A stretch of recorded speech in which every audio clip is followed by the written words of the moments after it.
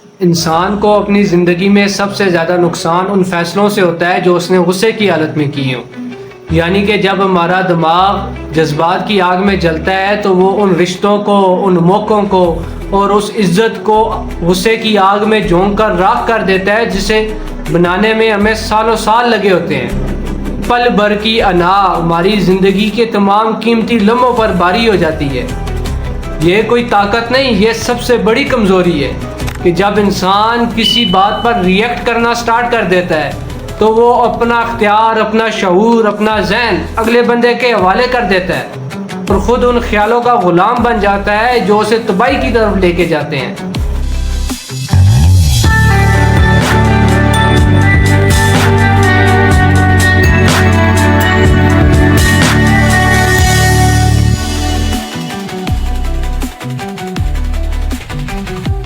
अस्सलामुअलैकुम, मेरा नाम है ज़िशान अली शाह। Welcome back. आज जिस टॉपिक को हम डिस्कस करेंगे वो हमारी रोज़मर्रा ज़िंदगी का सबसे बड़ा सच है और हमारी मेंटल हेल्थ की ज़हनी सतह को ज़ाहिर करता है कि जब हमें कोई डिसरिस्पेक्ट करे या कोई ऐसी सिचुएशन क्रिएट कर दे जो हमारे इख्तियार से बाहर हो, तो उस वक्त भी हम अपने आप पर कंट्रोल किस तरह से रख सकते हैं। यानी कि आज हम डिस्कस करेंगे गुस्सा, एंगर को। जब एक शख्स गुस्से की हालत में होता है तो उसकी नफ्सियात और उसकी जिस्मानी सतह पर मुख्तलिफ़ किस्म की चेंजिंग्स होती हैं। उसकी आंखें सुर्ख हो जाती हैं, उसकी सांस फूल जाती है और उसके मुंह से बाशऊर अल्फाज की जगह ऐसी तलखी निकलती है जो अगले बंदे को ज़ख्मी कर देती है। जबकि उसकी नफ्सियात के पीछे होने वाली कुछ चेंजिंग्स इंसान के दिमाग में लॉजिक वाला हिस्सा बिल्कुल बंद हो जाता है, यानी प्री फ्रंटल कॉर्टेक्स कुछ वक्त के लिए शट डाउन हो जाता है और उसे हमारे जज्बात को कंट्रोल करने वाला हिस्सा अमिगडाला हाईजैक कर लेता है। ये वो लम्हा होता है जहाँ इंसान का शऊर और उसका लॉजिक उसका साथ छोड़ देता है और इंसान इसमें कुछ ऐसे फैसले और कुछ ऐसे काम कर बैठता है जिसका उसे सारी उम्र पछतावा होता है। इस गहराई को समझने के लिए हमें एक मिसाल का सहारा लेना पड़ेगा। मसनवी शरीफ में हज़रत मौलाना जलालुद्दीन रूमी रहमतुल्लाह अलैह एक बेहतरीन वाक़या जिक्र करते हैं। जंग में हज़रत अली इब्न अबी तालिब करमुल्लाह वजहुल करीम का एक दुश्मन के साथ मुकाबला हो रहा था।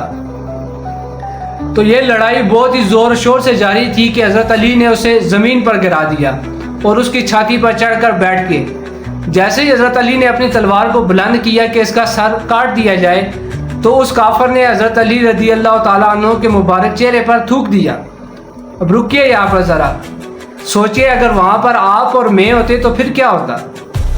हम ना सिर्फ उस काफिर का सर जुदा करते बल्कि उसे इस तरह से मारते कि आइंदा कोई भी काफिर किसी मुसलमान के चेहरे पर न थूकता।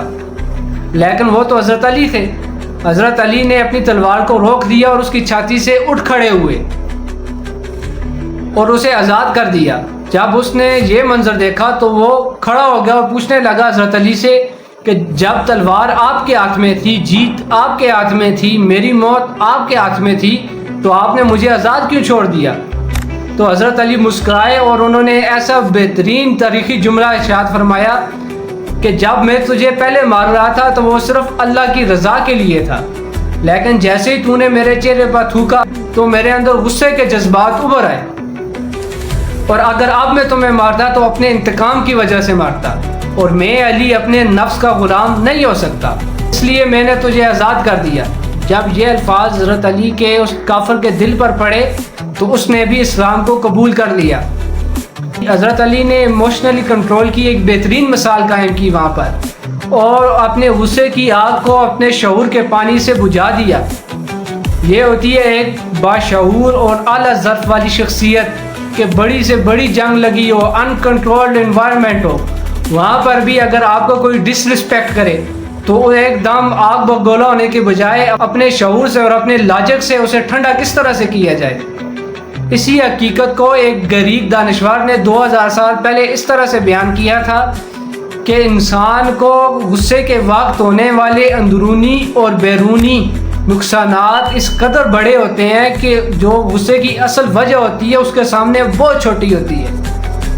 यानी कि इंसान को जब गुस्सा आता है तो ये 10 से 15 सेकंड की उसकी अना उसकी सारी ज़िंदगी की कोशिशों और हार्डवर्क पर पानी फेर देती है एक छोटी सी वजह होती है और इंसान के जज्बात उसे बढ़ा चढ़ा कर इतना बड़ा मसला बना देते हैं तो उसका कंट्रोल से ही बाहर हो जाता है। अगर हालिया ग्लोबल क्राइम रिसर्च रिपोर्ट की साइकोलॉजी को देखा जाए तो 80 से 85% क्राइम या कत्ल सिर्फ इसी 10 से 15 सेकंड के अनकंट्रोल्ड इन्वायरमेंट में ही होते हैं, कि जहाँ पर इंसान का लॉजिक और उसका शऊर उसका साथ छोड़ देता है, तो फिर ऐसे क्राइम और ऐसे कत्ल होते हैं। इवन के कॉरपोरेट सेक्टर में भी आप देखें, जो प्रोफेशनल बात बात पर रिएक्टिव होते हैं तो उनकी ग्रोथ रेट कूल हेडेड लोगों से 60% कम होती है। और कोई भी बाशऊर या बड़े बिजनेसमैन ऐसे बंदे को हायर नहीं करते जिन्हें पता हो कि ये बात बात पर रिएक्ट हो जाता है और किसी भी सिचुएशन में ये अपने आपे से बाहर हो सकता है। इसके हल के लिए अगर हम थोड़ी रिसर्च करें तो हमें पता चलता है कि इसके सिर्फ 2 हल हैं।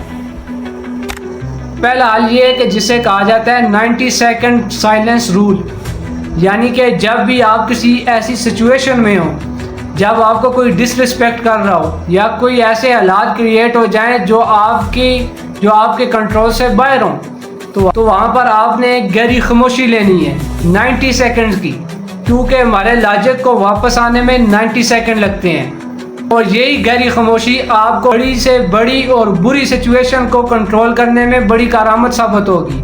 नंबर 2, रीफ्रेमिंग, यानी कि जब कोई आपको ऐसी बात कहे जो आपको बुरी लगे और आपको गुस्सा आए, तो आप गुस्सा आने के बजाय एनालिटिकल सोचें, उसका तज्जिया करें कि इसने ये बात क्यों कही। और जब आप इस तरह से सोचेंगे कि इसने ये बात क्यों कही, तो आप इस नतीजे पे पहुंच आएंगे कि इसका जो शऊर का लेवल है, इसका जो थिंकिंग लेवल है या इसका जो शऊर का लेवल है या बात करने का जो तरीका है, ये अभी उस लेवल को नहीं पहुंचा जहां पर आप हैं। तो आपको उस पर गुस्सा करने की बजाय तरस आएगा। याद रखें कि ज़िंदगी में कभी कभी रिएक्ट ना करना ही अगले के लिए सबसे बड़ी सज़ा बन जाता है। जब आप अपनी ज़िंदगी में रिएक्टिव होने के बजाय एनालिटिकल हो जाते हैं, अगले की घटिया हरकत को एक गहरी खामोश पुरसुकून खामोशी के साथ देखते हैं, तो उसका ये जो साइकोलॉजिकल वार होता है उसी पर ही उलट हो जाता है और वो अंदर ही अंदर अपने आप को बहुत छोटा और बेबस महसूस करता है। अपनी ज़िंदगी की खुशियों का और ज़हनी सुकून का रिमोट हर किसी ऐरे गैरे के हाथ में ना दें और अपने शऊर को इतना बुलंद करें, मेंटली इतने स्ट्रांग हो कि कभी 2 बोल कर आपकी मर्जी के बगैर आपका मूड ना ख़राब कर दे।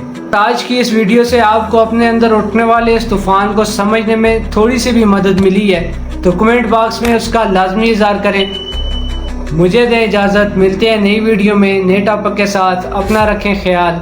अल्लाह हाफ़िज़।